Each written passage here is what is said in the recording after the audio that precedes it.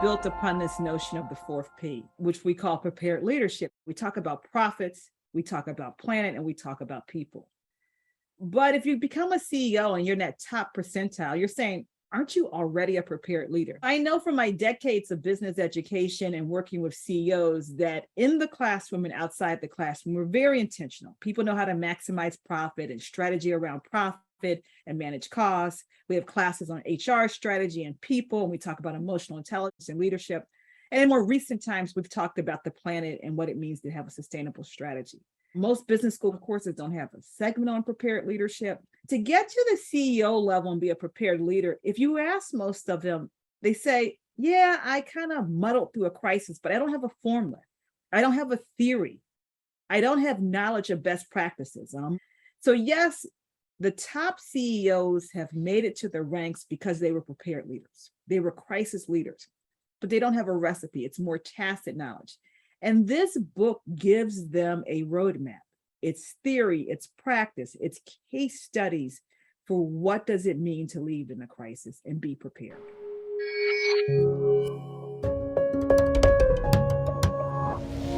What does it mean to have resiliency as a muscle? Just like we exercise for strength training, resiliency is such an important leadership trait.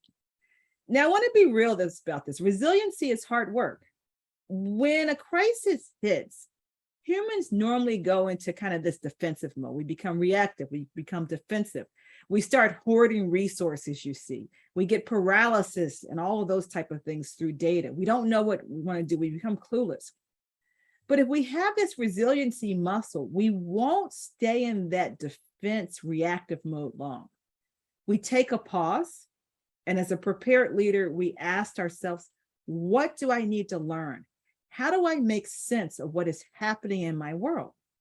And sense making entails multiple components. Leaders need to scan the outside world to understand what's happening.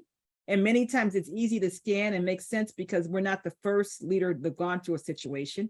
We need to look inside our organizations and do an internal scanning to see what we need to learn. Data, expertise, and experience are important.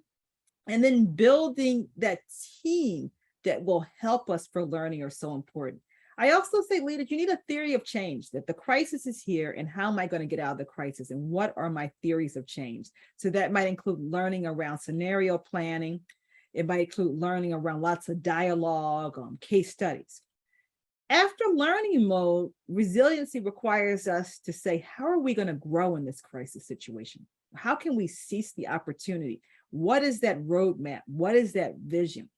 And the growth mode of resiliency is all about, I want my organization to be better. I want to bounce back. I want to return to normal. I want to save the profits and the reputation and the organizational effectiveness.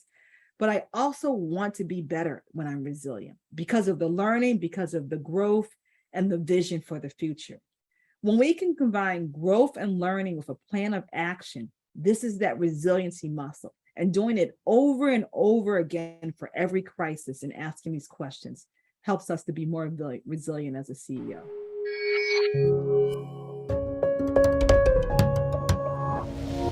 A lot of my research has been, how do I learn from failures and how do I learn from exceptional performance? And the two go hand in hand. And as you said, learning is the key. And what can I learn even in a crisis situation? What does excellence look like? What were the outliers? And many times we gravitate to the notion of excellence, exceptional performance.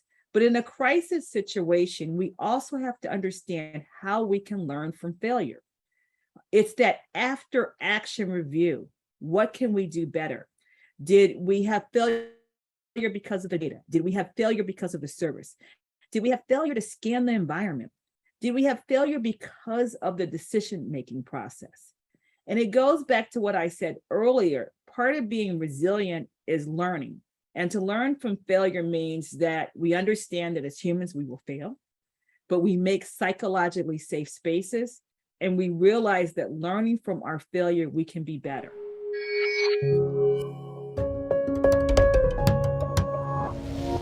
I love that example. And it's one of my favorite examples during the pandemic. So why was Adam Silver, the commissioner of the NBA, a good leader? Sports are dependent upon an in-person experience and being able to televise it. Well, the world changed. And Adam Silver knew that we were not going to have in-person NBA games anymore. He was going to have to shut down basketball.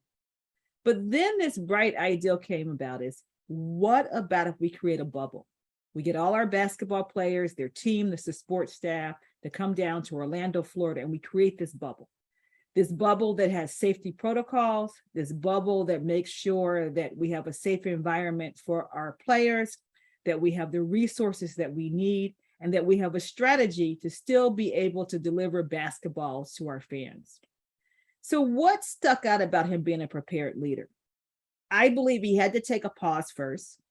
He had to sense make about, okay, this is a new world. The business of professional basketball is not going to be the normal basketball that we saw in 2019 or 2018. And then asking the question, how can I innovate in the middle of a crisis to still deliver the value proposition for my fans, for my players, for my franchise owners, for shareholders, for the TV stations?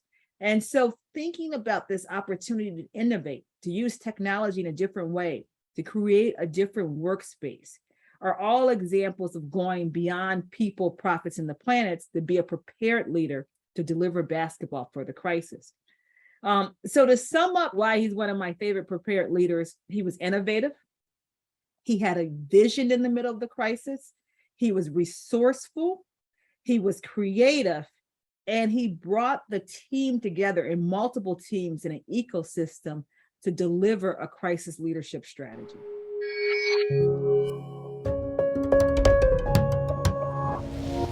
We see crisis as a threat because it was our defense mechanism. And as CEOs, we have to protect our organization. And so that's a natural way to see crisis as a threat. But I want CEOs to see crisis as not only a threat, but also an opportunity. So Erica and I have built our career about thinking about crisis as an opportunity and how you make the organization better. And I'm going to talk about two industries that I've studied all my career. Before the crisis, people struggled with how to provide online education. Oh, it will never be good enough as in person.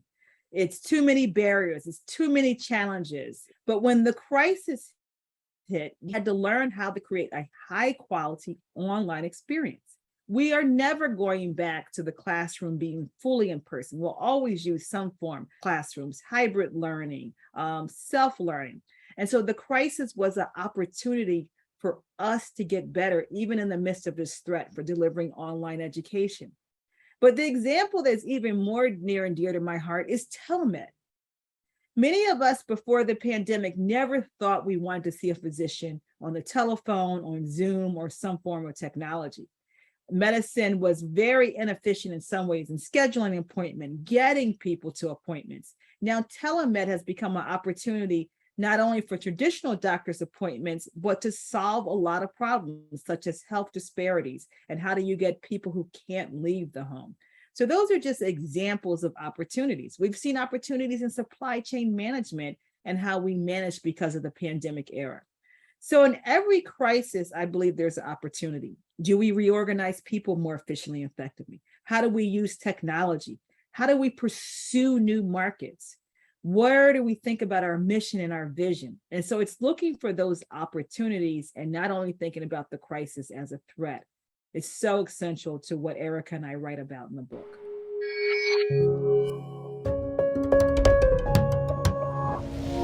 This once again goes back to how CEOs have to be agile in their leadership skill, especially when they are trying to be a prepared leader. So every crisis is time sensitive. So the first thing is you need quick, urgent decision making. And the CEO he or she has to decide, how much time do I have? And given that time, then, how do I build the winning team? Seeking expertise inside and outside the organization, making sure you understand the time frame and then build the winning team. But beyond that, you also have to make it clear to your team, this is the team, I want you to come together, and this is the time we have. We have 60 minutes to make a decision. Okay, what are we going to do quickly in 60 minutes? What's our recipe? What's our checklist? It might be, this is how we meet as a team. These are the important things, the pros and cons of each situation, the reputational effects, the financial implications. When you start getting to 45 minutes, asking yourself, okay, Now, how do we urgently make a decision that can benefit the majority of stakeholders? So yes, there is a trade-off, and it's balancing knowing your time and then what the team can do in that short time. But I think you need both to be effective. Now, there's certain situations, if you are grounded in the team and you're constantly scanning your environment and listening to inside and outsiders, in some instances, the CEO can make the decision without consulting the team because they know where the value proposition is and what's going to work.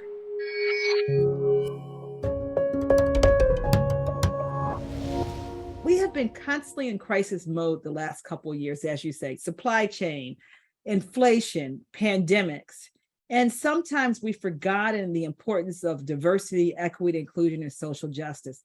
First, I want to go back to the NBA example. The NBA example that we talk about in the book really focuses on how they managed the pandemic era and had to create that bubble. But in the midst of that bubble, you have remember Wisconsin players said, we're not playing today after what happened here. And we're going to call a work stoppage because of the diversity issues and Black Lives Matters. And that work stoppage was a crisis within a crisis and made the NBA say, you know what, we have to manage the pandemic, but we also have to manage diversity. And I think as CEOs, if we really ignore diversity and put it aside or in the parking lot while we manage all the other crises, it's just going to bubble up.